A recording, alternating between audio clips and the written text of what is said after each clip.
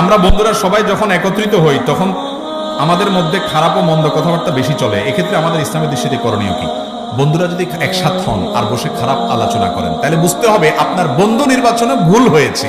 আপনি এমন কিছু বন্ধু নির্বাচন করেছেন যাদের মধ্যে আল্লাহর ভয় নাই, যাদের মধ্যে রাসূল সাল্লাল্লাহু আলাইহি সাল্লামের হাদিসের ব্যাপারে সতর্কতা নাই, যাদের মধ্যে আখিরাতের ভয় নাই।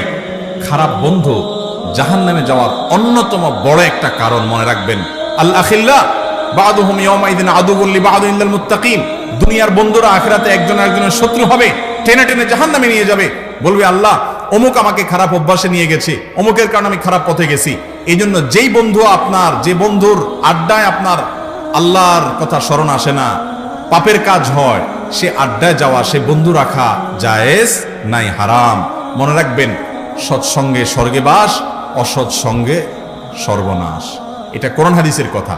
অতএব যে বন্ধু খারাপ হয়, খারাপ আড্ডা দেয়, সেখানে যাবেন না, তার কাছে যাবেন না, অ্যাভয়েড করবেন।